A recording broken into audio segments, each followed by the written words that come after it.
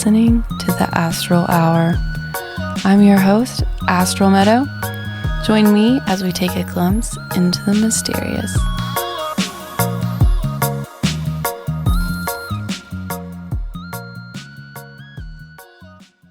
Welcome, everyone. I'm joined here once again with my friend Philip Clift. We've really enjoyed our past recordings and wanted to do a special episode around solstice and the new year.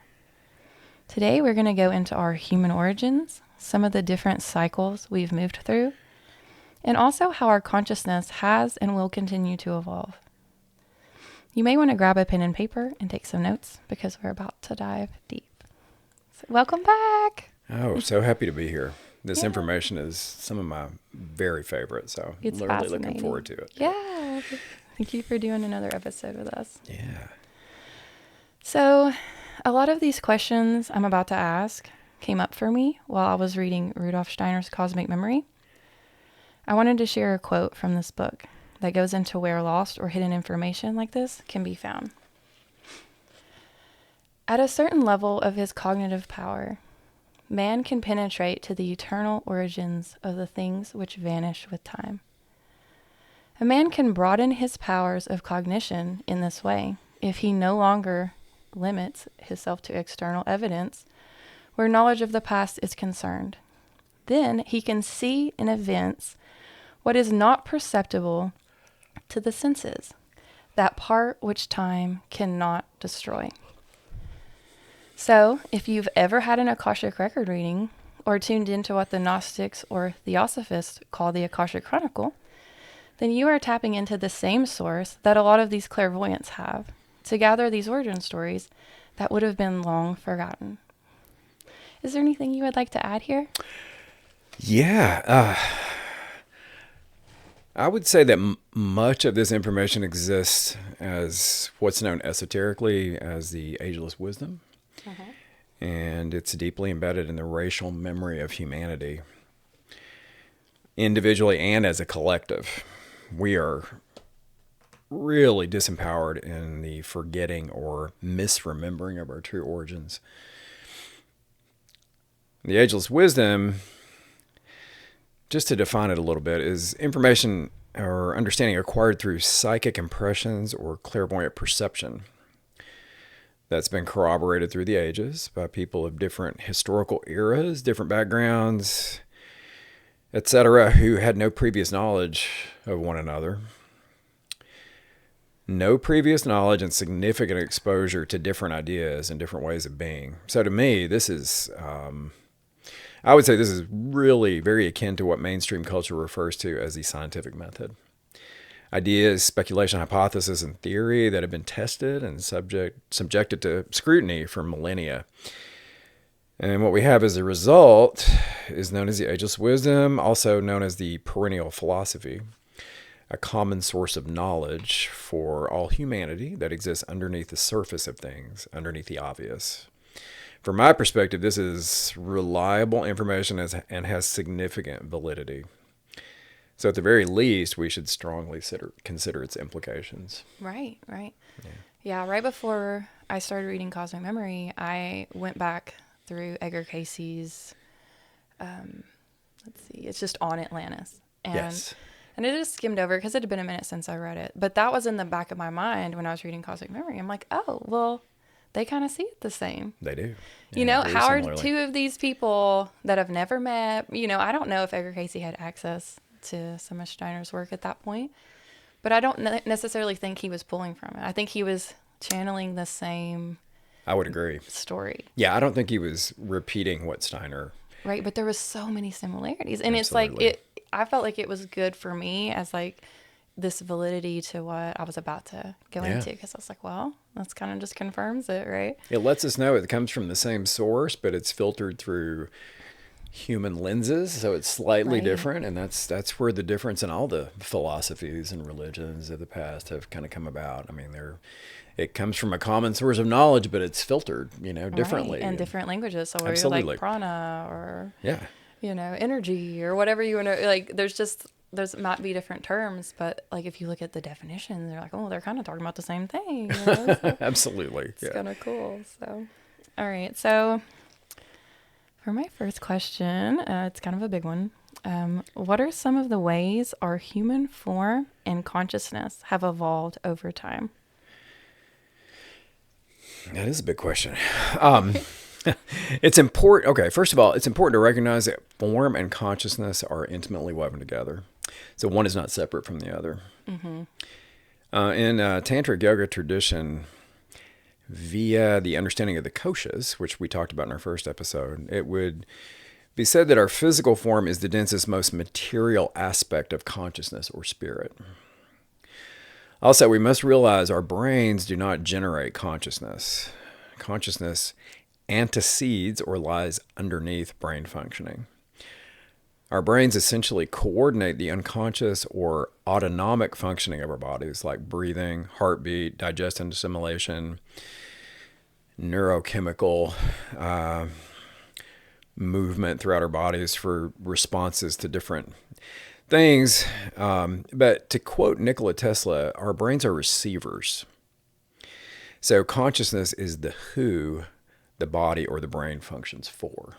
Initially, both consciousness and form were very nebulous, existing in a more etheric state, which gradually refined into the material forms that we have now.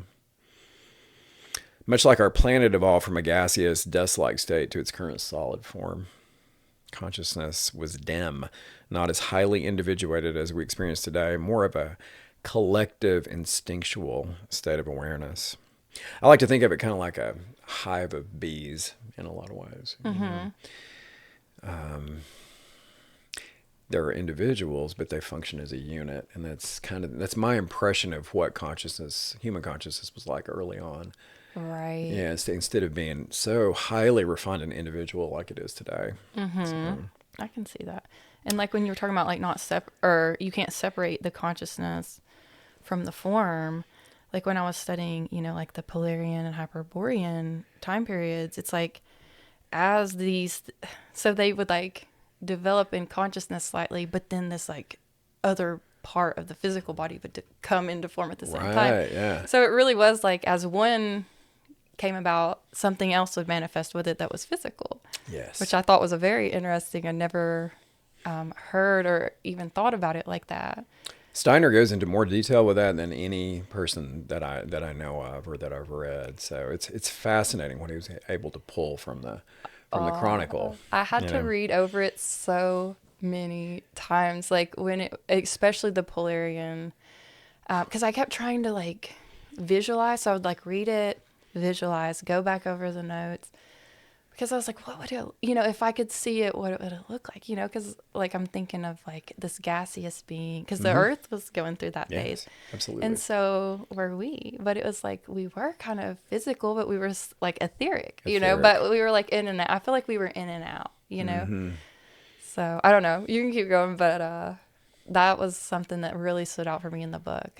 That like as one thing would come in like evolve our consciousness, like another organ or, another sense would manifest with it, Yeah, it's very similar, through the principle of correspondence to the way a baby develops in the womb. Right. Because it's an amorphous blob, of cells to begin with, and it gradually refines. And yeah, and they talk about like the spirit of the baby can be in and out. Yes. So sometimes it's hovering out because these children will have memories of like the house their mother lived in while she was pregnant, but they moved before they had the baby. And the baby will be like, oh, I remember the green wall. And so obviously they're hovering sometimes. Yes. And then sometimes they're in. So they're not, and I feel like that's kind of how our consciousness was back then. Like we were like in the astral plane a lot, but we were sometimes, manifesting physically. Like getting used to that. Putting our toes in the water, so to speak. Yes, very much like a baby. Yeah. So the physical form didn't really manifest fully until the Lemurian root race. Right. It's so, like a mist or... Yeah. So our physical forms were, at that time, extremely large and clumsy and gigantic.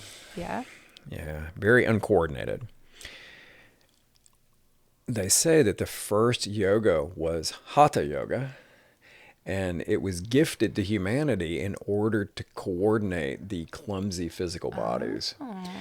Yeah, I've always found that really interesting. It's like we're getting back to that now. It's like we're using hatha yoga to get back to spirit, whereas before we were using it to get to the from the spirit to the physical. Now we're using it to get from the physical back to the spirit. Right. So it's really interesting. And sort of combine those energies. Yeah. So gradually this has evolved and refined into the smaller and more highly dexterous bodies we see now. Consciousness is far more individuated, going from an instinctual to a kind of collective intuitive to the highly rationalistic analytical state we now experience. The next phase is to develop individual connections to deeper intuition and blend that with the rational mind to form a more comprehensive whole. Those of us who are beginning to feel a connection to the intuitive realm are initiating and anchoring that process for humanity as a whole at this time. Yeah. And I know that you've felt that, and Yes. I have too. And it's for the people that haven't felt it, they're really skeptical of the connection to intuition. But for those of us who have actually felt it, we know that it's real. Mm-hmm. I mean, the information just comes. It's just available. Right. And it's not. You don't have to dig for it. You just open yourself to it, and there it is. And receive. Yeah. Right. I think about like Edgar Casey, like sleeping on the books, Mm-hmm. and people thought he was crazy, but he could sit there and like recite it, and he wasn't physically reading it. But I think he was just one of those people. He had already sort of tapped into this, and and he actually predicted, which, Steiner kind of does too. And I'd read this years and years ago that one day we will all be psychic and there will be no more lying. No. Because you can't lie to somebody that already knows. So our intuition will be so highly efficient that, everyone will be speaking truth. And not only that, but like if you think of like psychic, that's like the third eye. So that's also like impressions from the spirit world. Absolutely. And, yeah. Messages from your ancestors. There's all sorts of stuff that comes in through that third eye, So. Yeah, and but by the time we get to that level, we'll want that level of authenticity and deep communication, because we'll recognize the value of it. Mm-hmm. I mean, that's where a lot of our problems come from now, is the fact that we're not able. We can hide stuff. Right. I mean, we may not do it. We may not do it intentionally, but we may not be aware that we're doing it, and it can cause problems. But if it's in the open, completely in the open, and it changes everything. You can really know a person, right? You can get to know them on a level. I think, some people maybe they're like embarrassed about an aspect of themselves, but it's actually like a really cool part of them, that would actually be celebrated, but they're like paranoid about it or something. So I feel like as we live our truth and speak our truth, like people are like drawn to that, and we're like, oh, I'm not weird and undesirable, like people actually enjoy my truth and me speaking it. So yeah, and that's a big part of learning about our true origins is that it empowers us to be real, right? So we can trust who we are and where we came from, and it makes a big difference. Yeah for sure. I think that I was gonna like go into the giant thing, because I just thought that was so cool, like because as a kid, I like heard giants. I mean, it's like in all this history, like David and Goliath and all this, but like it's almost like we don't believe it or something. But there's still remnants of giants today. Right. I mean, there are people, the Robert Wadlow, he was 9 feet tall. Right. I mean, he would have been a small giant, but he's still, considerably larger than any human. So it's still in the genetic memory and the genetic code of humanity. Right. And sometimes it kind of sneaks out. Right. So yeah, I thought that was cool that it specifically talked about that was in Lemuria. Yeah. That was like the origin of the giant bodies. The statues on Easter Island are supposed to be representative of the size of the people that lived at that time. They were Lemurian. Right. So, and I don't know if you've seen how they've dug them up underground. Yes. I mean, there's 20 feet of them underground, right. So it kind of gives you an idea of what they look like and how big they were, and how the features were more, less refined, and it's really right. Everything was larger then. You think like dinosaurs and yes, and all these. I mean, so it only makes sense that humans might be larger at one point, and that we've slowly evolved down as well, with everything else. Yeah, as you refine, you become smaller. Right. And more dense, like yes. Literally. Yeah. Yeah. So, okay. Let's see. Could you explain for us some of the cycles and rhythms of time? For example, what is a yuga or a manvantara? Yeah. So why don't we start with the wheel of the year, because today's the solstice. Okay. Right. Yeah. So that's one that we all are kind of familiar with. The year is divided up into 4 primary sections, which would be the 2 solstices, the winter solstice, the shortest day of the year, and the summer solstice, the longest day of the year, and then the equinoxes, which are equal day and night periods. So we're all familiar with that, and harmonizing yourself with those movements of time tends to create a more kind of fluid level of consciousness where you're able to kind of more naturally tap into your intuition. I think when you're able to align with just those simple cycles, and when you do that, then you can start to like get a feel for these more longer cycles that are not as well known to humanity. So I'd like to quote a popular book and television series by fantasy author Robert Jordan. Okay, the wheel of time turns, and ages come and pass, leaving memories that become legend. Legend fades to myth, and even myth is long forgotten when the age that gave it birth comes again. That's profound, and I think that's extremely accurate, because any understanding of like Atlantis or Lemuria or any of those antediluvian civilizations is definitely in the realm of myth, if not completely forgotten. And the average person's very skeptical of stuff like that, because they just have lost touch with it. Right. But it's in the racial memory, and if you start to slow down and you start to attune yourself with nature and the natural cycles, and you become more open to considering the possibility. Right. Yeah. So interestingly, the ancient calendar systems of the Hindu and Egyptian and Mayan traditions are often colloquially referred to as wheels of time. So he probably pulled from that. He probably had knowledge of that when he named his series. Also, interestingly, the wheel of time actually spirals evolutionarily through space. And interestingly, unlike the Lord of the Rings, the series, though it appears to be in the past, is representative of humanity's future.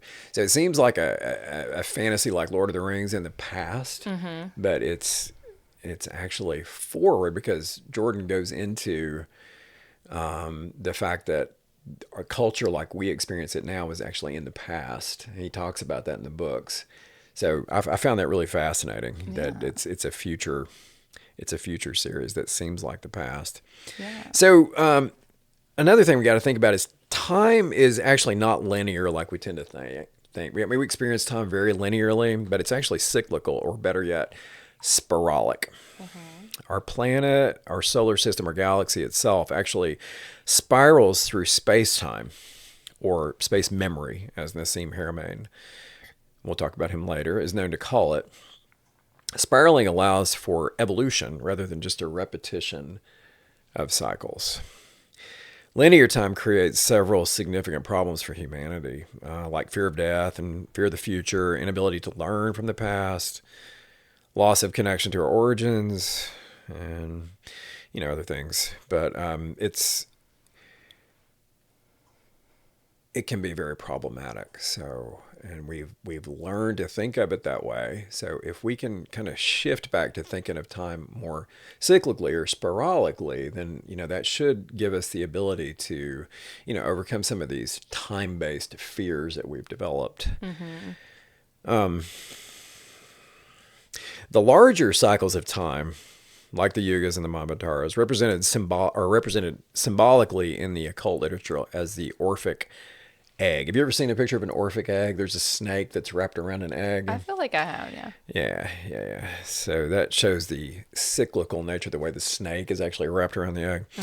So they're all based on what's known as the precession of the equinoxes, specifically on the sacred cipher.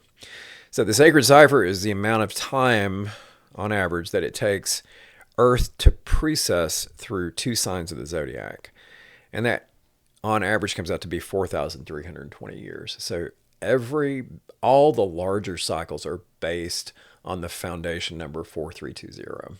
Okay. So our Earth has a slight wobble in space that creates a tilting effect on its axis, which causes it to gradually move through the zodiac belt 1 degree every 72 years. The ancient people noticed that. They observed the heavens so intensely and for such long periods of time, generations, that they actually noticed that we precessed through space. So essentially we go backwards through the zodiac. And we do that 1 degree every 72 years. So you've got to have something in place where you can consistently observe this for long periods of time. It shows you how dedicated the ancient civilizations were to astronomy and astrology. And documenting it for the next generation to lead where they had left off. Yeah. So precessional cycle is roughly 26,000 years, 25,920 to be exact, when the entire cycle is completed.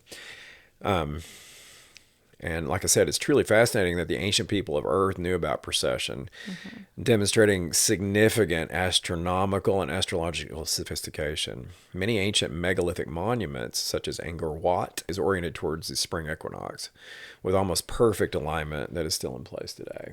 So on the spring equinox, you can see the sun rising over the central spire at Angkor Wat. I mean, it's perfectly aligned. Right. It's just an absolute thing of beauty. Many ancient cultures believe that our Earth precesses due to a binary relationship with the star Sirius. And in the occult literature, Sirius is considered to be the soul or the higher self of our sun. And we're assuming that planets and stars have a level of consciousness that we don't really understand, but it's there. Right. Energetically, we can understand it that way, as like a feeling. Yeah, that's where astrology came from. So all the dynamics that are attributed to the planets and the constellations are because they're actually conscious beings. Yeah, so that's assumed with astrology. And if you don't think of it that way, then it really doesn't make much sense. But if you can take that step and consider the possibility that everything is conscious, right, it makes a big difference. For sure.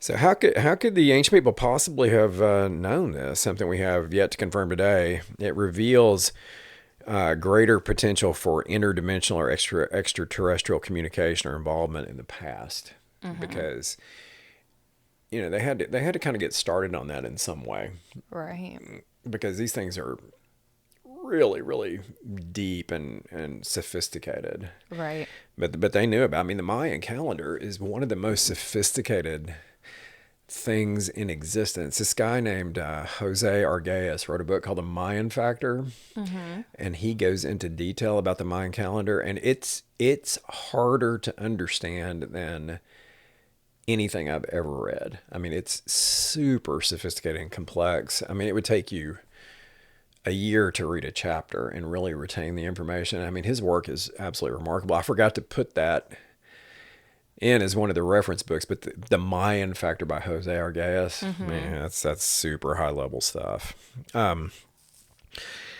Interestingly, Joe Rogan just recently mentioned that humanity is currently in a Kali Yuga in one of his podcasts. That's extremely significant because not only were a significant number of people exposed to the information, but it showed that Joe is very sophisticated himself in his understanding of this esoteric lore, because humanity actually is in a Kali Yuga for our current 5th root race, according to the esoteric literature. So yugas are cycles of time that apply to both precessional cycles and root races. So there's a smaller yuga cycle and a larger yuga cycle occurring simultaneously. So like a wheel of time within a wheel of time. And the root race yugas are super long periods of time. So not many people are familiar with those. Most people are familiar with the yugas based on the work of the Hindu yogi astrologer Sri Yukteswar. He was the guru to Yogananda, who wrote Autobiography of a Yogi.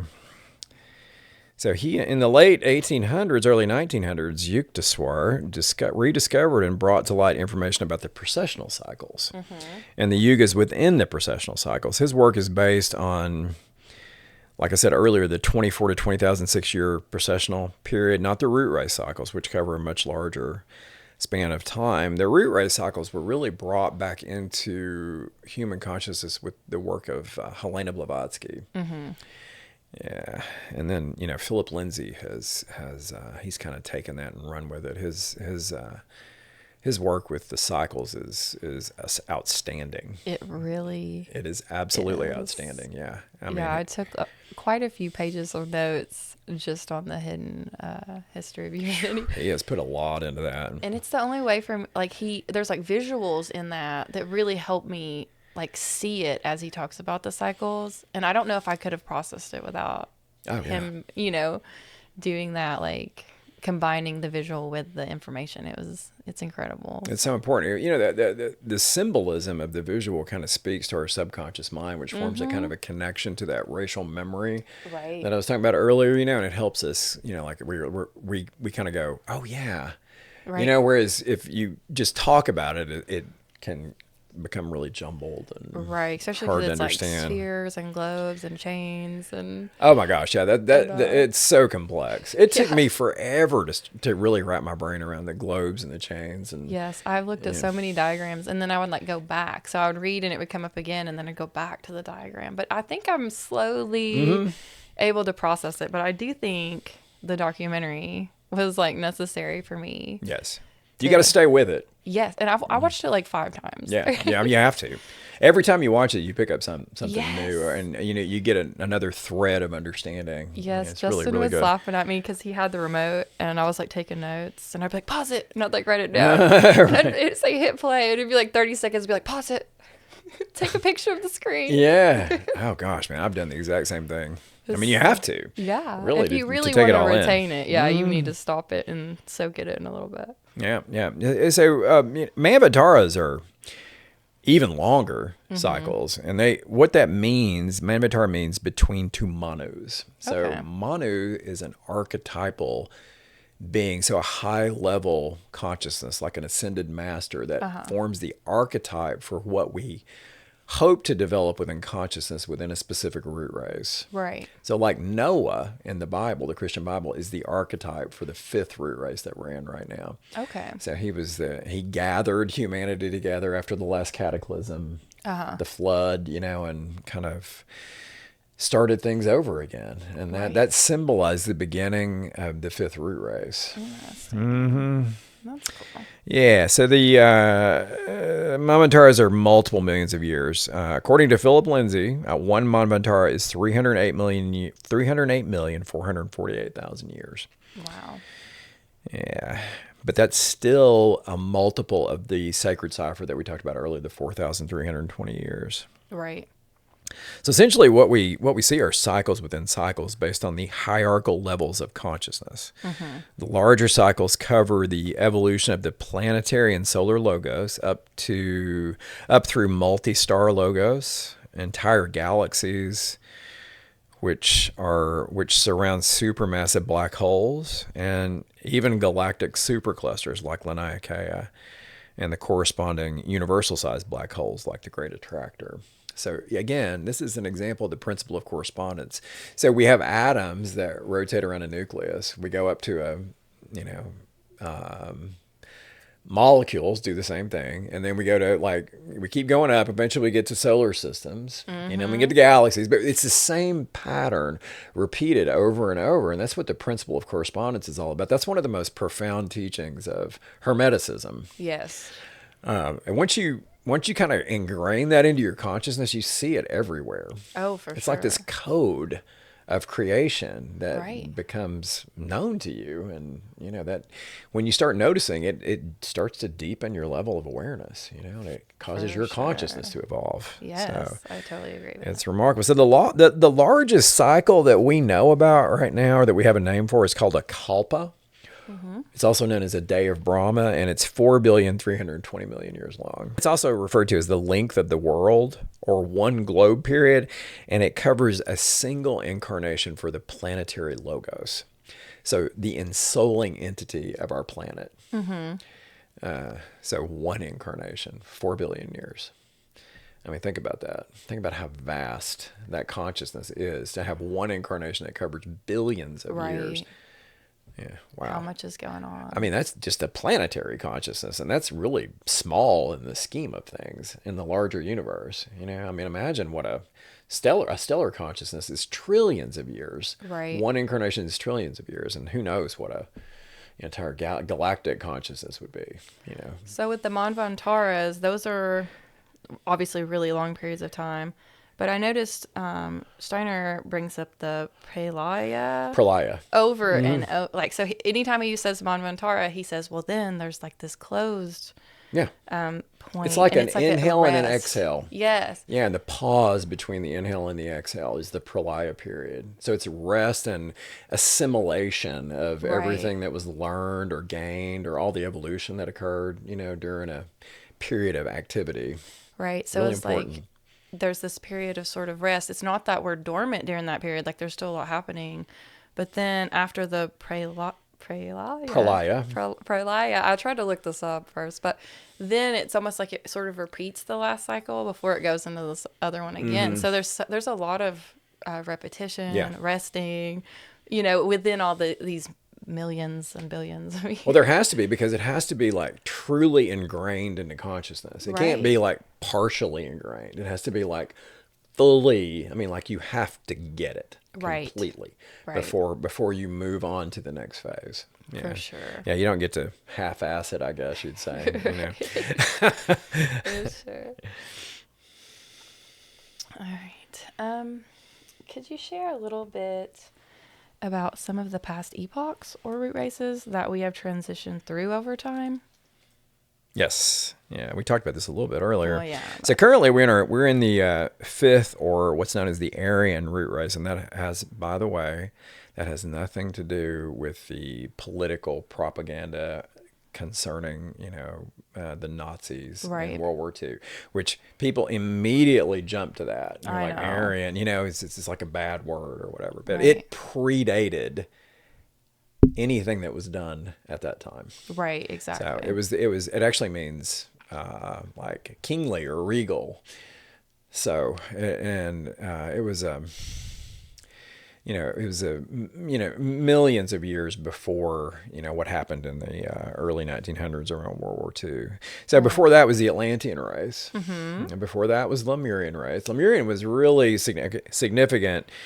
So many really important things happened for the development of human consciousness during Lemuria. Prior to that was the Hyperborean period, and then before that, you talked about, it was the Polarian. When we were still, very amorphous, etheric beings, and we gradually solidified and individualized over time until we've gotten to where we are right now. And what we're doing right now is developing manas, M-A-N-A-S, which means the mind. So we've been learning rational, analytical thought, how to process information in that way. And what that's done is it's caused us to be even more individualized Right. than we were, during the Atlantean period. Atlantis is really kind of, when you think of it, it's very enchanting, because you think of all this like high technology and magic and all this stuff. But what you have to realize is that they didn't develop that consciously. Most of that was either gifted to them, or it was just inherently available intuitively. Right. They didn't have to earn it. Let's put it that way. So Right. what we're going to be doing is actually refusing that back into consciousness, but we're kind of earning it Right. through the rational analytical lens, I suppose you'd say. Right, where they were still kind of developing their consciousness. Like you have like reason coming in and all this during that time, like, or like ambition or whatever, like that. Those were like subtle things that were like kind of manifesting in the human consciousness during those times. But like we have that developed now. So if we were able to have some of the access to the life force, I think they lose the life force a little bit in Atlantis. Is that where, like, as we develop more with the mind, we lose certain aspects. Yes. So we used to be like intuitive, and basically in Lemuria, like they were connected to divine, like they were working hand completely. in hand with these higher beings. Yeah. But But not through choice. Right. It was just kind of natural. Right. And I feel like by the time Atlantis came around, they were slowly, because they were becoming more rational.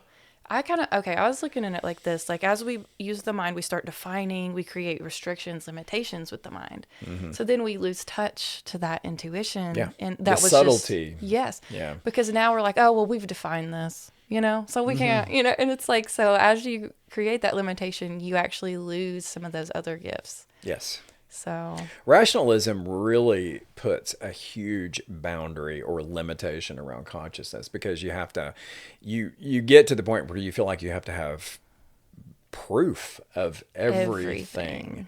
You don't trust or have faith that there are things that exist outside of proof.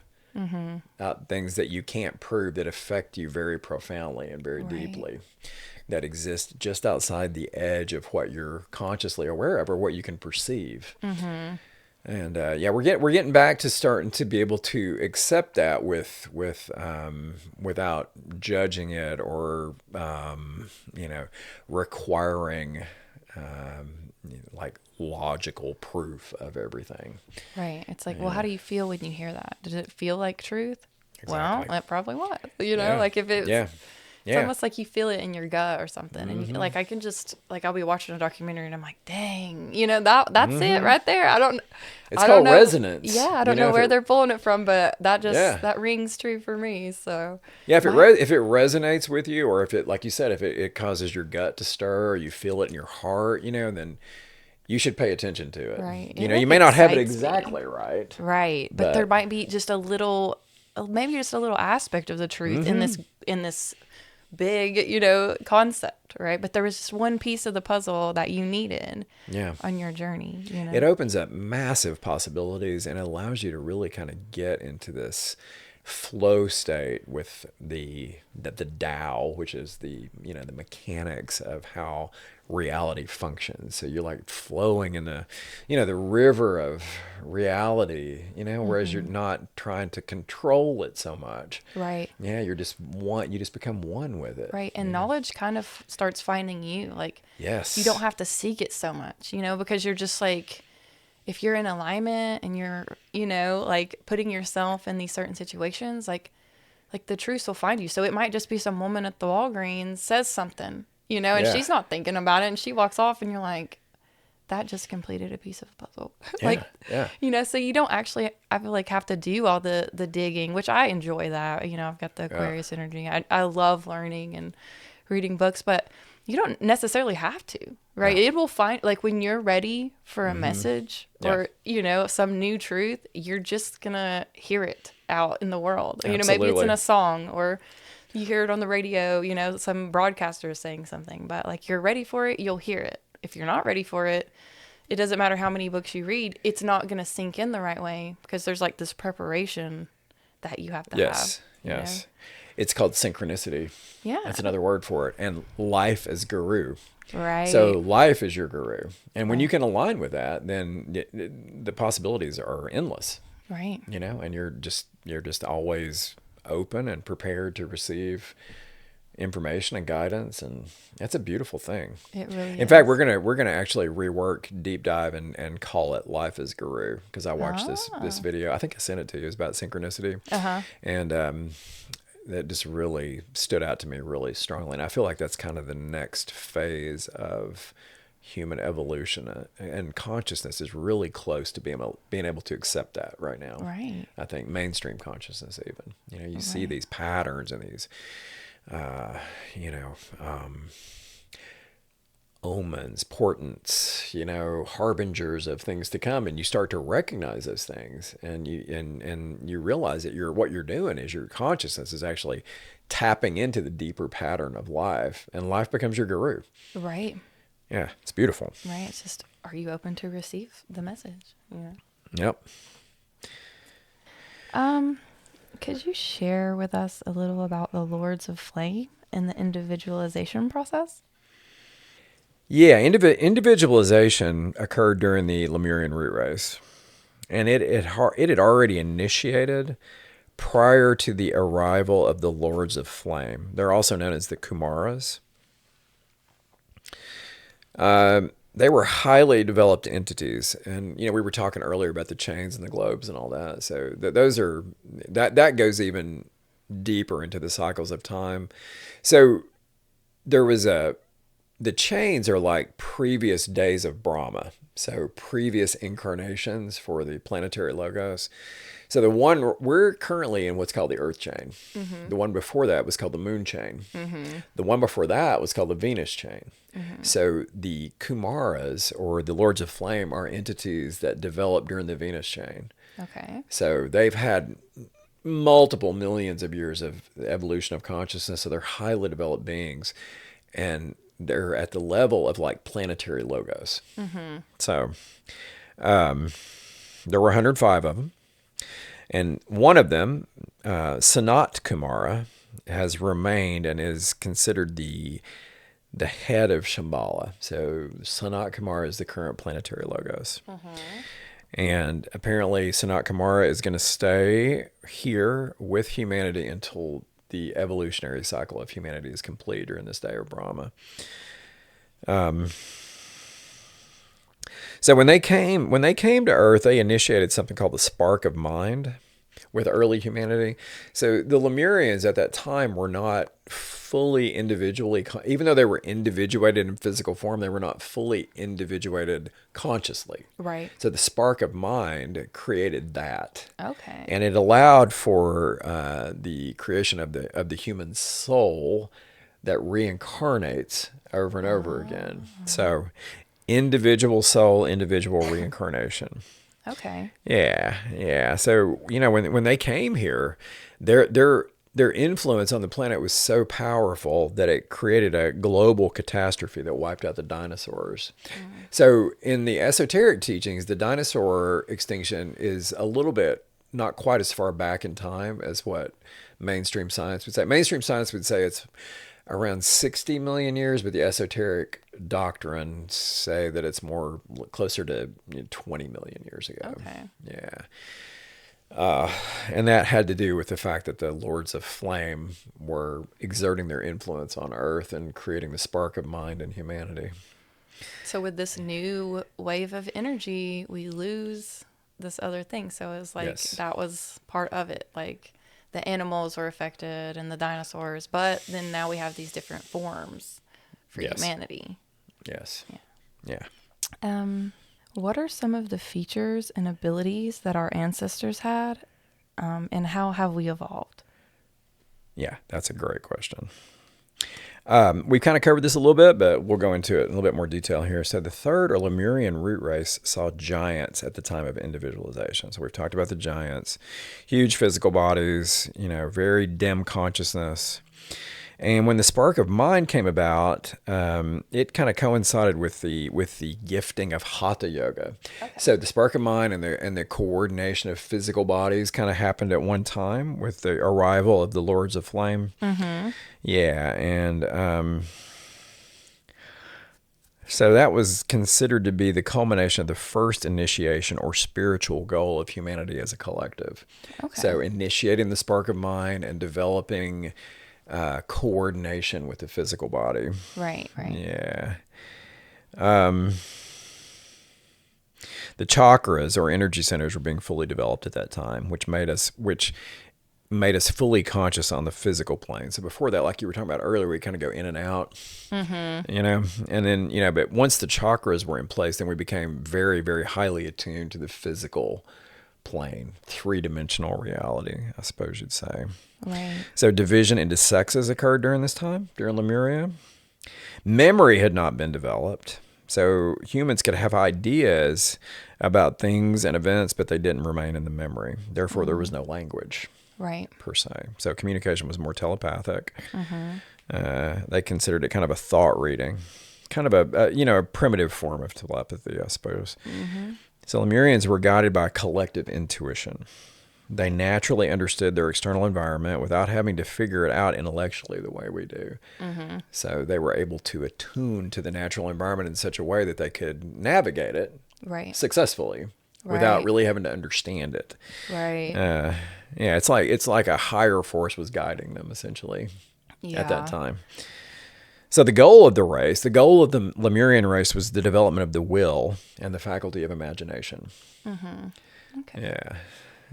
Yeah, I had this BQH session and I really didn't know what was going to happen. Like I didn't do my research beforehand. So anyways, I was laying there and she's like guiding me into this meditation and she's like, I ended up going into this Lemurian past life, right? But she's asking me, she's like, what are they saying? And I'm like, they're not saying anything because there was no language. Exactly. And she was like, are you in Lemuria? And I was like, we don't call it Lemuria.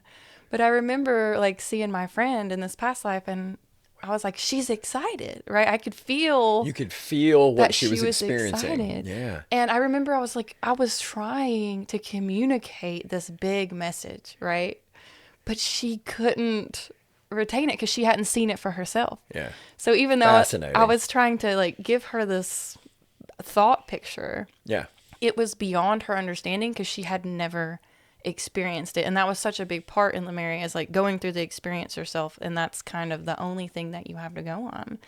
So that's why they would like direct train experience. them, right? Like they would harden the men, like put them through this intense training and stuff so that they might survive out in the wild if they see these things again because they don't have the memory. Right. But like maybe they would be like triggered by this experience. So I thought that was really confirming when I was reading that about Lemuria because when I went to that past life, I was like, I don't know how to explain this to her. Wow. That really aligns with what Steiner is saying in Cosmic Memory. Language. Fascinating. Yeah, it was really cool to experience it, right? So. Wow. Yeah. That's awesome. It was amazing. And like I said, I didn't know at the time. So like I started learning more about Lemuria afterwards and I was like, wow, this is what it was, right? Like, and it's not all sophisticated like we want to think about it. Like, you know, like she would be like, what do the rooms look like? And I'm like, they're like big crystals. And it's primitive. You go in there and like, it's like a cave and you charge, you know, like you're not like, I don't even know if there was a lot of food consumption or anything. Like I felt like we were pulling a lot energetically just from the earth. From the earth. And I mean, there might have been food, but I don't recall that. But there wasn't like furniture or anything like that. So when she would be like, describe the room, I'm like, it's literally the inside of a quartz. Like, I don't know how to describe this to you in like, in language, you know? So I'm still processing. It sounds like you were really there. That's amazing. It was, what a wonderful experience to be able to step into that and they, you space. Know, they were saying like that a lot of that energy in Lemuria, the reason I went there, it wasn't my most recent past life, but it was the most relevant past life to what we're actually about to go through. Okay, so it had to do with the will. Yeah, a lot of that's going to come back up for us in this new time period, in this next time period, right? So, yeah, interestingly, I posted on social media the other day a question, and I asked, "What is it that informs the will?" And I got such an interesting amount of responses. You know, some were very like scientific, some were very, you know, more etheric and spiritual, but you know, it shows you kind of where people are and what they think about the will. But the will was a really profound aspect that within the development and evolution of consciousness that occurred during Lemurian times that we're like getting back to will now. Things to happen. Yeah. Like they could make a plant grow. Yes. You know, so I think Yeah. about, oh, how great that would be in farming. Like, you don't have to wait so long. You can literally just will the plant, or animals coming at you, and you can will it, you know, to not be angry or enraged. You can, so it's like we had this natural ability to almost like manipulate the earth around us, right? But then you could almost see how that could set you up for like making wrong choices if you're not consciously aware. Right. So there was a lot of, during my past life in Lemuria, it's right before the fall. So, and I've noticed since I had that when I like read about other people's experience, they're right before the fall too. So it's like collectively, everyone that was around during that time is like waking up and remembering like that big cataclysm of, you know, it's like we're all like still processing it. I don't know. Fascinating. Yeah, it's really cool. So Yeah. So the Atlanteans were the fourth root race. So Lemuria was the third root race. The Atlanteans were fourth, and we developed two-eyed sight during the time of Atlantis. Prior to that, we just had the one eye, so the all-seeing eye, which has gradually receded over time and actually gone into our brains. So it's inside the skull, whereas before, during that time, it was actually outside. Right. And we used it, you know, as our primary way of perceiving visually. So now it's known as the third eye, or the pineal gland. right. Yeah. Yeah. So that's where the myths, you know, around the Cyclops come from. Right. Yeah. So that again, that's something that has been very strongly embedded in racial memory. We remember that. We still write fantasies about Cyclops, you know. Right. It's in all sorts of Yeah. mythology. We were all, theoretically, hypothetically, according to the Ageless Wisdom, we were all Cyclops at one time. All of us. Right. Yeah. So We have some kind of connection to it, and we don't know what. But. So interestingly, during the in-between period, as two-eyed sight was evolving, there were actually three-eyed beings that had still had the all-seeing eye, and were developing the two eyes at the same time. Right. And they had four arms, and you know, you will see four-armed beings a lot in the ancient Hindu gods and goddesses, and that's what it was. Right. It was describing the Atlantean period. Right during this transition, Yeah, where our yeah. form was still not set. Yeah, exactly. So two-eyed sight represented the development of mind, and in some respects, a recognition of duality. The Atlanteans were the first race to become deeply immersed in matter. So they were fully here. In fact, our humanity's deepest descent into matter occurred during the Atlantean root race, and it was characterized by what was called the Great Atlantean War, and a global cataclysm that occurred at that time. So the Lemurians were more spiritually based. They weren't, you know, as fully immersed in matter as the Atlanteans were. The story of the fall, which we were talking about, represents humanity falling from a more spiritual, etheric existence into the world of matter or form, and not necessarily a fall from grace, like we tend to view it now. So it wasn't a judgment in any way. It was just kind of a natural evolution of consciousness. Right. Yeah. So we fell from a spiritual, etheric form to a more material form. Right. And that would be a fall from, you know, more highly refined spiritual energy to more dense. Physical matter. Yeah. So the Atlanteans learned to control the life force to a large degree. And much of their quote-unquote magic and advanced technology, such as the flying craft or vimanas that you see in the, you know, the ancient Hindu literature, was based on this understanding. Because they were far more emotionally polarized, having not developed the mental capacity to any significant degree, they were also gifted sophisticated technologies by the quote-unquote guides of the race, the mighty ones. The mighty ones were, the esoteric literature refers to extraterrestrial beings as the mighty ones. So Syrians, Pleiadians, whoever. Arcturians. Yeah. Mighty ones. So they were actually coming here and helping us at that time. And we have legends that you know, corroborate that. Right. Coming from the sky. Yeah, like, the stars. Yeah, absolutely. Yeah. And, the mighty ones are considered even more highly developed than the Kamaras. Yeah. And then we have what's called the hierarchy, or the Ascended Masters. So the Ascended Masters are humanity that have gone through what's called initiation, and essentially they've accelerated. They're certain. Not everybody does this. Not every human does this. Only certain humans do this, and they go through like an accelerated evolution. So they get like, into the sixth and seventh root races more quickly than the mass of humanity will, and they become what are called Ascended Masters, Right. essentially. Right. So, yeah. So, interestingly, astronomy and astrology, primarily through a highly ascended being, another ascended master, Asura Maya, came into existence during Atlantis. Arts and scientists came about during this time. This was roughly 10 million years ago. They also artificially awakened psychic perception, which was ultimately abused and misused through sex and magic, black magic, etc. Ultimately resulting in what is known as the Great Atlantean War that I talked about earlier. Yeah, so apparently opening the psychic perception fully to the Atlanteans did not work out very well. They weren't quite able to handle that properly. Right. And they really misused it. One of the things they did was they misused the devas, or elemental beings, to do their bidding. This is where the legends of like genies and elves, fairies, things like that comes from. They were elemental beings. They're called devas in the esoteric literature, and humanity actually had a relationship with these beings at one time. But because of what happened during the Atlantean period, during the Great Atlantean War, the guides of the race like formed a boundary between humanity and the devas.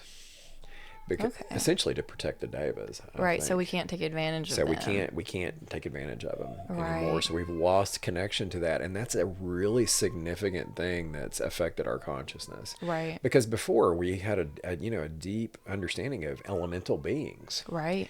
and a relationship with Right. them. So, and we don't have that anymore, or most of us don't. Most of us are very disconnected and unaware of that. So. Right. It's hard to even allow yourself the imagination to go into it. Like when I was doing the BQH, like I asked to see my spirit guides, and one of them was like a little pixie. Yeah. And I was like, oh my gosh, like it was so magical. But it's like I had cut myself off to even believing in her or something. But she's been like working with me energetically this whole time. But I just wasn't able to perceive her until I had put myself in that kind of like a trance state. And then there she was. Like she's Yeah. The hierarchy actually did that. I mean, you didn't consciously choose that, but you did. But you are able to consciously choose to reconnect if you can get to that level of stillness, I suppose you'd say. Right. Yeah. Interestingly, both the Lemurian and Atlantean races left megalithic structures all across the globe. Some are so ancient that they have considerable geologic weathering and are covered by dense mountains or jungle growth, or by desert sands, and others are actually underwater off the coasts of present-day land masses. So some of the cataclysms that we've experienced in the past have caused sea levels to rise. So what was once on the coast, the megalithic structures that were on the coast, are now underwater. And we're finding that to be true all over the world. Right. So we're finding these ruins off the coast, sometimes as far as miles away, which is really interesting. It shows you the effect of the global cataclysms, the profound effect of that. So all these megalithic structures display highly sophisticated architecture and construction techniques. They're all astronomically aligned to significant points such as true north and other star systems like Sirius or Orion's belt, and are inherently coded with mathematical constants and sacred geometry. Right. I feel like these structures, just like sometimes we discover like a new planet or a new star system or whatever. Also, so that's as above, but so below, I feel like as we grow collectively and expand our consciousness, these things appear from beneath too. So we start saying, oh, there's a pyramid in the ocean, or whatever. Things that were completely veiled to us, we start finding them when we are ready for, the lesson or the story that comes from the structure, right? Yes. So I don't know. I do feel like that's exactly what's happening. More and more are going to continue to rise up. Yes. So it's really cool to see. Yeah. And that should lead us into our next question about Shambhala. Yes. Really nicely. Okay. So what's your take on Shambhala and the divine beings that helped humanity get through some of these cycles? Yeah. So Shambhala was established at the time when the Lords of Flame came and had their influence on humanity. This was roughly 17 million years ago during the third subrace of the Lemurian root race. So Shambhala was established as the Temple of Ibez, and that was in South America near Lake Titicaca, around Brazil, Peru, and Bolivia. So according to the Ageless Wisdom teachings, it's currently located near the exact center of the Gobi Desert. So it's changed locations over time. And apparently with the emergence of the sixth root race, which is what we're evolving into, it's going to move back to where it originally was in South America. Okay. Are you familiar with the Kala Chakra mandala of the Tibetan Buddhists? So it's one of the most sacred teachings of the Tibetan Buddhists. They just recently, maybe less than 20 years ago, revealed it to the world at large. And what it is, it's a map or a cosmogram of Shambhala. Okay. Yeah, so they have retained information about Shambhala through their lineage. Yeah, because the Tibetans were the last branch race of the last root race of Atlantis. So they still have like this really strong genetic memory connection to the Atlantean times, and the Kala Chakra mandala is part of that. So it's a two-dimensional representation of a three-dimensional space. Interesting. And people have actually created it in three dimensions, and it looks like a temple. Right. So it's the Temple of Ibez. It's really fascinating. So I would recommend to our listeners to look up the Kala Chakra mandala, both the two-dimensional and three-dimensional representations of it, and you'll kind of get a glimpse of what Shambhala is like. Okay. And another really super interesting thing about Shambhala was the story of Admiral Byrd, Admiral Richard Byrd. This is incredibly controversial and fascinating because this guy was an admiral in the Navy. I mean, you don't get to be an admiral without being highly respected. Right. So this was a highly respected man who was given command over these large operations like Operation High Jump, for example, which occurred in Antarctica during the 1940s. And while he was down there, Admiral Byrd, he was actually a Medal of Honor recipient. So this is a guy that is super qualified, highly respected. He's been trained to tell the truth. And absolutely. He's fully indoctrinated into the military. Right. He's not like he was a private, right? He was an admiral. Okay. So with that said, February 19th, 1947, he took a plane flight to the South Pole and recorded, his diary records what actually occurred. And you've got to read it. I mean, there's you can find it on YouTube, Admiral Byrd's diary.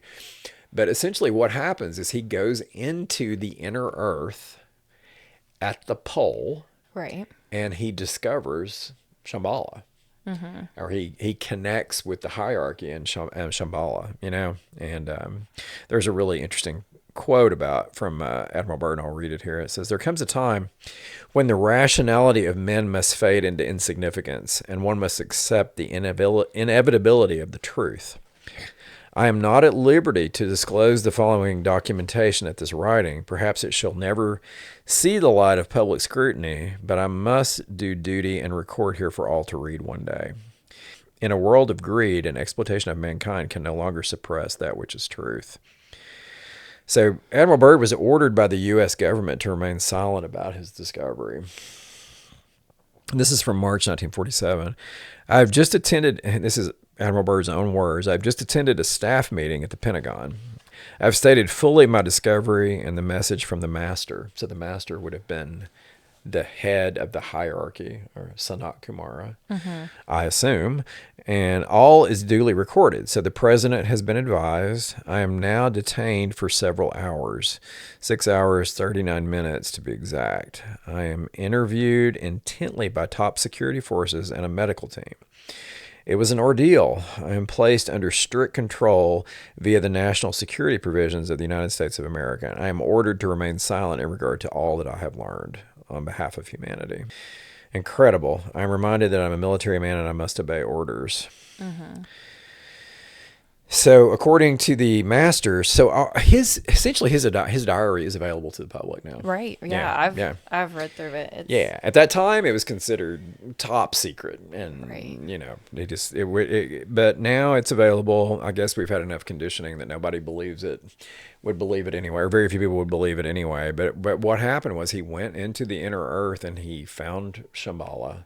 Right. And he communicated with the hierarchy, and they told him certain things that had to happen. See, this is about the time that we had used an atomic weaponry. Right. So apparently they weren't too keen on that. Right. Yeah. I've heard it got the attention of beings all around the universe. Yes. So. Yeah. So apparently atomic weaponry is not something to be trifled with. So you know, we'd gotten to the point where we could actually use that, but it's really not, you know, allowed, apparently. Right. Well, I mean, it's taken out other planets before. Yeah. So I feel like there's a trigger. It's triggering, right, to some of these beings. Yeah. Yeah. I wonder, like, obviously these beings knew he was coming, right? Clearly. So they allow him to come in because there must have been something about him. His energy was pure. Yeah. You know, maybe he was innocent and kind of seemed ignorant of all of that kind of stuff until he experienced it. But because it seemed like they really welcomed him. Like they kind of took control of the ship, and you know, they're communicating like we're gonna land the ship for you, and so, they knew he would be receptive, right? You know, and he wouldn't fight it, and he would be open to what they had to say. Yeah, and I'm just like super grateful that he did this, because I had never. That was my introduction to the Hollow Earth, was this Admiral Byrd story, and I've never forgotten it. You know, so I think it sticks with you. Yeah, it really does. Because the guy is legit. You know, Right. It's not like some, you know, crazy conspiracy theorist or whatever that is just spouting a bunch of nonsense. It's he wasn't seeking highly respected military officer, high level. You know, and you know, his diary is very clear about what happened. Right. You know, so it's pretty hard to deny. You know, I mean, you could say he was hallucinating or whatever, but high altitudes. Yeah, but you know, you just got to listen to it. So, right. Yeah. Just allow. You know, if you think it's bullcrap, whatever, move on with your life. But yeah. Some of us read it and it like really. Yeah, if it resonates, you know, research it. There's some books out about it. You know, there's some good stuff actually. For sure. So. All right. Where does astrology and sacred geometry come into play when learning our origins? So that's a good question. Our astrology shows us the karmic patterns carried forward from previous lifetimes that we've not yet completed. So essentially, it's a snapshot of where the evolution of our consciousness is. Our natal charts when we're born. So in theory, according to astrology, we're born into the exact situation that resonates with the evolution of our consciousness. It's not like we choose our situation as much as that's just where we are in the pattern. Right. You know, so what we experience as children while we're still innocent is where we are, where the evolution of our consciousness is, and what we most need to learn at that time, essentially. Right. So, I mean, and that's, you know, a lot of people have a really hard time accepting that, because some people are born into really bad situations, you know, but, you know, according to the Ageless Wisdom and all the esoteric teachings, consciousness is immortal. Right. So it's just a temporary state, and you eventually get past it, and there's something about it that is essential to the development Right. of your soul. Exactly. So for whatever reason, you had to experience that. Right. The trials and tribulations are a part of the journey. Absolutely. So it also shows us the gifts and abilities that we have successfully navigated. So it shows us our, the things that we haven't done well up to this point and the things that we have done well. And it's a snapshot of the culmination of our personal evolution, essentially. Right. Yeah. And sacred geometry is, this was a rabbit hole that I dove down really. There's so much to this. It's just unbelievable. So I'm going to refer exactly to my notes because it's so incredibly complex that there's no way I could possibly remember all this. I'm just gonna read directly from my notes here. Geometry in general is a relationship between 2 points or multiple points. So where two individual things connect and unify. So it's about relationships. Constellations are geometrical relationships between visible stars. So like the Big Dipper or whatever, we see the geometrical relationship between these stars, and it forms these patterns, and we name them. Right. So and we see the relationship essentially. Now, sacred geometry takes us to another level, and it shows a harmonious, balanced relationship. It incorporates what's known as the golden ratio, which is 1.618, and the perfectly symmetrical relationship between two proportions, as seen in the Fibonacci or golden spiral, commonly expressed in megalithic structures across the world and many aspects of nature, such as hurricanes, spiral arms of galaxies, chambered nautilus shells, and the arrangement of seeds on the head of a sunflower, just to name a few. It demonstrates a fusion of opposites where energy is being shared harmoniously between all points. So that's the difference between sacred geometry and just regular geometry. It's this beautifully harmonious relationship. Right. And it occurs over and over in nature. The ancient people were very conscious of it because they built structures that demonstrated it, their knowledge of it. Yeah. According to Barbara Handclough, she's an author and a mystic. She's a descendant of Native American shamans. She revealed in her book, The Alchemy of Nine Dimensions, this was information given to her from the Pleiadians. So apparently she has direct contact with the Pleiadians. Yeah. Did she write the Pleiadian agenda? Yes. Okay. I've read that. I was like, her name sounds familiar. Yeah. So she's channeling the Pleiadians, which is a real gift to humanity. Sacred geometry exists in the sixth dimension of consciousness. Okay. So there are nine, according to the Pleiadians, there are 9 dimensions of consciousness and physical reality. The first one is the iron core crystal at the center of the planet. So that's the densest form of consciousness that there is. It's at the center of planets, apparently. Okay. The second one is what's called the telluric realm. So that's the inner earth or the hollow earth or whatever. And the third is the realm that we live in, 3-dimensional reality. The fourth is the archetypal realm or the astral realm, where the potential for the expression of reality exists, essentially. The fifth is love. So love is the unifying principle. Okay. 6 is sacred geometry. 7th is sound or vibration. 8 is light. And 9 is the central black holes of galaxies and superclusters. Okay. And that's where physical reality, the way we understand it, manifests through the black hole into physical reality. So that's interesting because you always think about it like sucking things in. You don't really think about it coming out. Right. From there. Right. Yeah. Apparently it does both.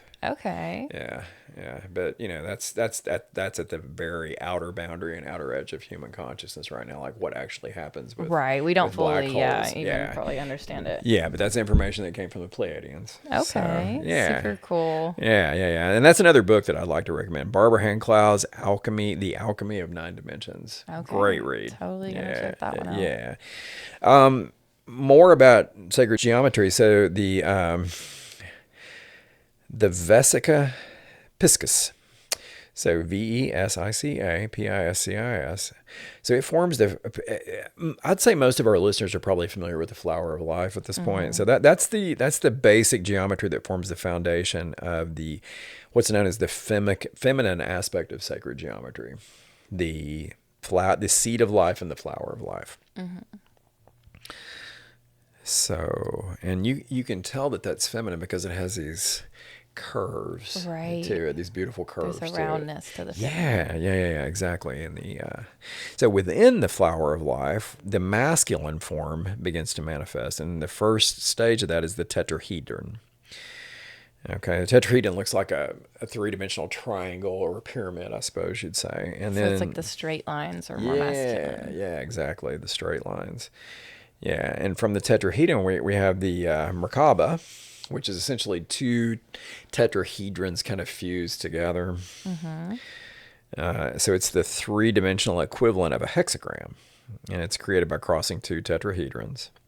The Merkaba looks like opposing pyramids stacked together, and it means chariot, referring to the moving throne of God in the Christian Bible as seen in the psychic vision of Ezekiel. So I wasn't really raised Christian, so I'm not super familiar with all this, but apparently Ezekiel had a vision of a Merkaba, and so it's this sacred geometry that surrounds the human body, and it spins super fast, and the spinning of it is, so one of the pyramids spins clockwise and the other one spins counterclockwise, and it creates this boundary around a human being, and it also increases the frequency of a person's signature vibration. Yeah, and so it's involved in the evolution of consciousness. Interesting. Yeah, so the spinning motion is said to elevate one's signature vibration or personal frequency and lead to the evolution of consciousness. It can also be used as a protective mechanism of sorts when practicing healing work, or when you feel to be in the presence of dark energies, providing a barrier around you and insulating your consciousness. So if you're someone who does healing work like Reiki or massage therapy or chiropractic or anything where you're laying hands on another person, if you don't want to absorb negative energy from them into your system, then you visualize a Merkaba around you, and it protects you. It forms a boundary. So any negative energy from outside of you can't get in. Right. So this would be good for people astral projecting and stuff too, just to make them feel safe, right? In these other planes. Yes. Okay. 100%. Yeah, it's one of the most valuable skills you can learn if you plan on like traveling the astral realm. Right. For sure. So, and it's really easy to do. All you have to do is visualize a structure in your mind's eye, and you see it, and then you spin it. Right. And it forms this circle of light around you, right? And it's the chariot of God, right? Is what it was, referred to. So it makes sense that that's a traveling kind of thing, because a chariot would be exactly. So you can travel the astral realm. Yeah. Okay, so now we're gonna go really deep. All right. So the Merkaba grows into what's known as Metatron's cube. Metatron's cube is a sacred geometrical figure which combines all 5 Platonic solids. From there, we go to what's called the vector equilibrium. So this is the more masculine side of sacred geometry, and it's the only geometric form wherein all vectors are of the same length and therefore in perfect equilibrium. The vector equilibrium forms. This is based on the work of 2 people primarily, Buckminster Fuller and Nassim Haramein. So the vector equilibrium forms the foundation of what's known as zero-point energy, or the unified field. So Albert Einstein was working on unified field theory when he died. And what that does is it's combining the micro world of quantum mechanics with the macro world of relativistic physics into a unified whole. So back in the early 1900s, when Albert Einstein came up with his theory of relativity, about the same time the development of quantum mechanics came about, and there was a rift between the two, and they couldn't make them work together. But they knew that they had to work together, Right. because the big stuff is made of the small stuff. Right. Right. So in relativistic physics, you have stars and galaxies, and they're made of atoms. Right. So they have to work together. Right. So unified field theory was a way of combining those two into a unified whole. Right. So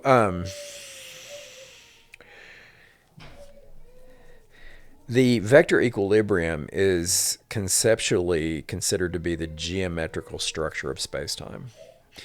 In this state of perfect equilibrium, space exists as pure potential, requiring fluctuations in the field to produce manifestation of material form that is observable and measurable. So the only time we see something in space is when there's a fluctuation. If there were no fluctuations in space, we wouldn't see any visible forms anywhere. It would just be, I don't know what it would be, but we wouldn't see anything. So like this microphone is a fluctuation in space-time. Yeah. So this is really complex stuff. But extending the vector equilibrium ultimately creates what's known as the isotropic vector matrix. It's a sacred geometry that is infinitely present at all scales and in perfect equilibrium. This is the underlying matrix of three-dimensional reality from which any point contains the potential for the manifestation of form. So I suppose you could call the isotropic vector matrix God if you wanted to. Okay. Yeah. So, I mean, we have gotten to the point where we've actually figured the physics out of the foundation of space-time. Right. Which is pretty amazing. Right. You know, I mean, it's really exciting. Alternative physicist Nassim Haramein's research has recently produced a working model for unified field theory, completing the work of Albert Einstein. So Nassim Haramein, he's another person that I would suggest that our readers look into. He's got a ton of videos on YouTube. His research is at the absolute leading edge of science and consciousness. So he's definitely somebody you should look into. Another person is Drunvalo Melchizedek. So he kind of reintroduced sacred geometry into mainstream thought through the books The Ancient Secret of the Flower of Life. So it's a 2-volume series.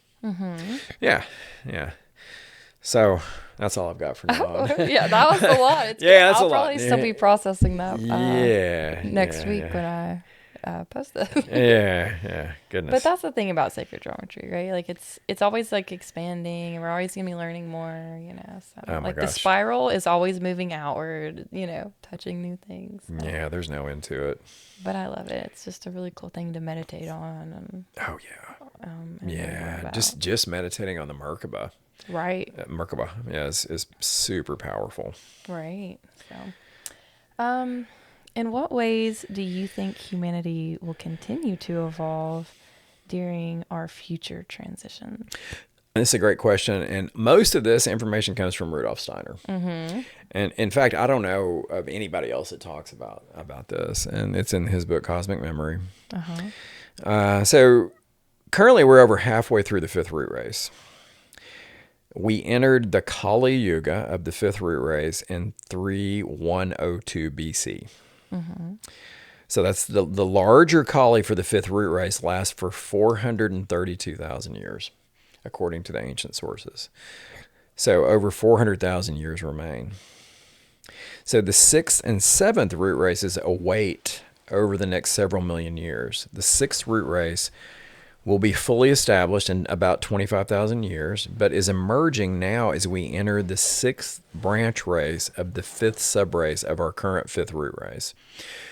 So everyone's heard of the Mayan calendar. So the end of the Mayan calendar kind of signified the end of a processional cycle. and the emergence of both the age of Aquarius and this what's known as the Satya Yuga or golden age of the next root race. This is really, it's good news, and it's likely where the hypothesis surrounding divergent timelines originates. So we've heard a lot about diverging timelines in the past couple of years. Have you? I know I have. And I think that this is where the foundation for that originates. Right. There's going to be like a split. Yeah. So there's part of humanity, this is theory, of course. And part of humanity is going to continue with the Kali. Right. And another part of humanity is going to ascend to the Satya of the sixth root race. Right. So it's going to be two completely different experiences. And, obviously we don't know that that's occurring, but it's certainly something to consider. And yeah, I feel like there was like some Indian tribes that sort of predicted that. And I think it was Greg Braden, was working with those. And like he drew it out and he literally there's a line and then one goes down and it's a whole nother branch. Yeah. And not everybody's gonna ascend. Right. Yeah. Some people are going to stay with the Kali. But, here's the thing. That's what they need. Right. They're just not prepared. You have to be mentally prepared for this next phase. Yeah. And it's going to be fine, regardless, whichever one you go with it's going to be fine. Right. So it's nothing to, it would be nice to go to the Satya Yuga, the sixth root race. Right. Everybody would want that because it's a golden age and it's, it's just a profound level of consciousness, because what happens is we're closer to the Syrian influence at that time. And therefore we're more highly attuned with spirit and, more highly evolved beings, and we'll have, interdimensional communication, all these things will be present during this golden age. Right. Things that we kind of had in some of the ancient times, but now we have the mind capacity to really process it. Yes. But it's we're going to see this re-emergence of these gifts, right? Yeah. That our ancestors had already mastered. So we'll have kind of took for granted. Right. the life force. Yeah. And the will of, and all that. So yeah, it's almost like it all merges together.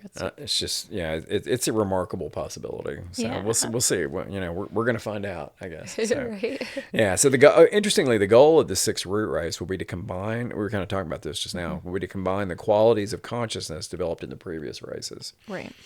We will access intuition via the rational mind through choice rather than having it inherently available as a guiding force as it was during the time of Atlantis and Lemuria. So that's a big difference. So we choose to access it instead of it just naturally being there for us. So according to Rudolf Steiner, in cosmic memory, humanity will develop the ability to create images in the external world. Where now, if we imagine or conceptualize the color red, for example, it becomes a shadowy image in the mind's eye. So if you try to imagine red, you'll get red in your mind's eye, but it's shadowy, right? It's not super vivid. So in the future, red will actually appear in the external world before us in a very vivid form. So the thought of the color, rather than being shadowy and dreamy, will be the vivid color itself. The conception of a sound will be the sound itself, etc. Interestingly, I actually experienced the visualization of sound one time. And it was, I had actually had an edible. This was years ago.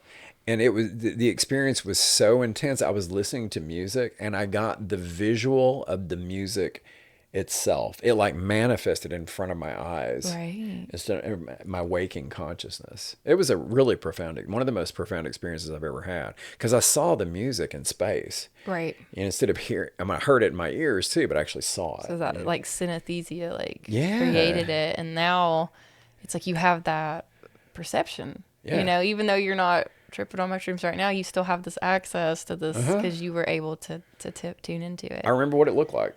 Yeah, that's awesome. Yeah. I love stuff like that. So that ability is called what it's a condition, according to Steiner, is called self-conscious image consciousness or psychic consciousness. And then at some point farther in the future, this will progress to what's known as self-conscious object consciousness, or supra psychic consciousness, where we will actually not only be able to create images, but objects and other beings. At that point, we will not only perceive and influence other beings, but we will actually have the ability to create.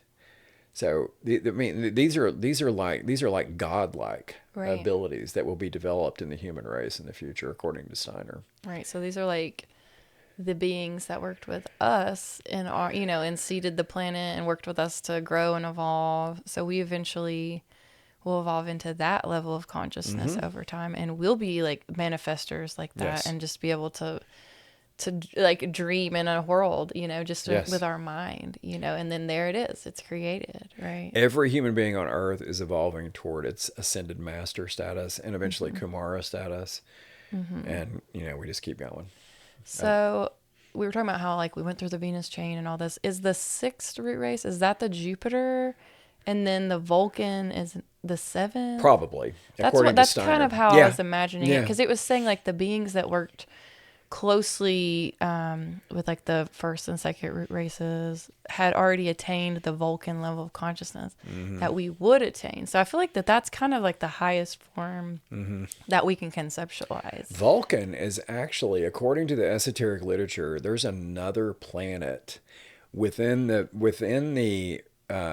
revolution of Mercury, the orbit of Mercury and the sun, and it's called Vulcan. Okay. That's where Vulcan comes from. I was wondering. Yeah. Because I obviously knew about like the god, but I wasn't sure exactly where Vulcan is in space. Yeah. And it's not perceivable right now. But when humanity has developed enough, we'll be able to see it and just perceive like it. How we were with like Uranus or whatever. Like it wasn't, we didn't know about it. Then we had no idea. Yeah, one day it appears, right? Right, exactly. when we're able to interpret the message that it would give us, right? Because each planet is a conscious being. It has a vibration. It gives you.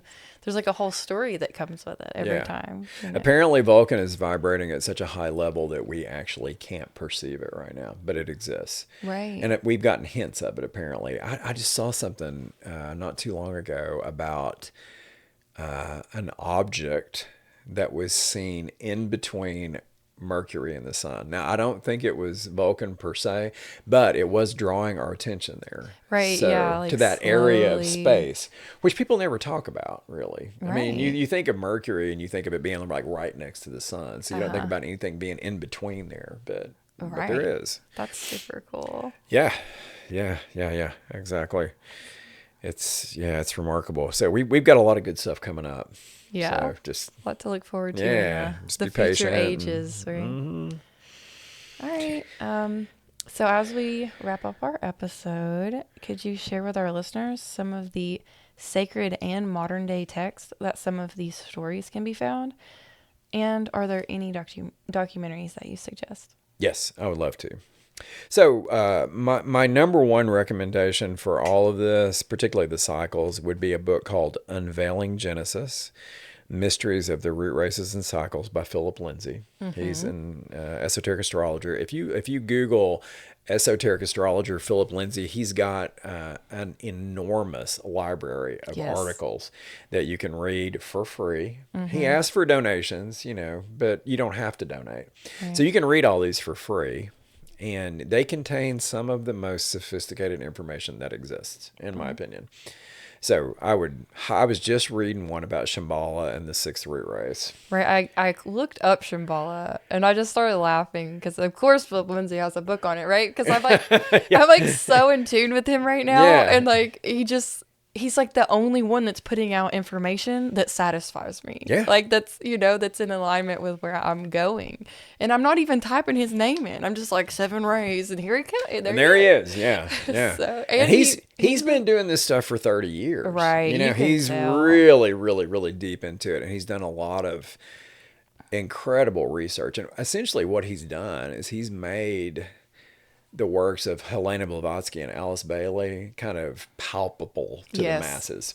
For sure. Because those things are hard to read. They're really difficult to translate. Bailey's stuff is easier than Blavatsky's, but still. And he makes it like relevant because he's an astrologer. Yeah. He can make these concepts relevant to like the cycle that we're in this year or this month, you know? And I'm like, wow, I would have never thought about it that way. Oh, yeah. So it's super cool that not only has he been studying the esoteric stuff for so long, but he incorporates it into astrology. So and I'd never seen anything like that. I mean, I guess it's been around for a while, but I'm still like processing it. It's really cool. Yeah, so anything by him is great. Yes. Now he's got an accompanying documentary that you can watch on YouTube for free. It's called The Hidden History of Humanity. Yeah. So I would start there. Mm-hmm. Yeah, I would start with that, and then take notes. And take note. Yeah, get your notepad and your pen out, and or a audio recorder. But you'll have to watch it 5-10 times. There's it's so good. It is like History Channel level of like the image. I mean, every time I did watch it, I was like so impressed because a lot of the people that do this stuff, they don't have like the money or they don't have the artistic ability or what, but it's like he's got it. The people that he worked, I mean, he must have a really good team, right? That's really creative, and it's like they're making it like to where you can understand this stuff. Yeah, it's fantastic. I'm very grateful for him. Yeah, so The Hidden History of Humanity, I would start there, and then we've talked about Cosmic Memory quite a bit by Rudolf Steiner. Yeah, that's a classic text in this realm, and I would definitely recommend that. That was the first book that I was ever exposed to that talked about this stuff. Mm-hmm. And I just randomly discovered it one day at the downtown Knoxville library, Lawson McGee Library.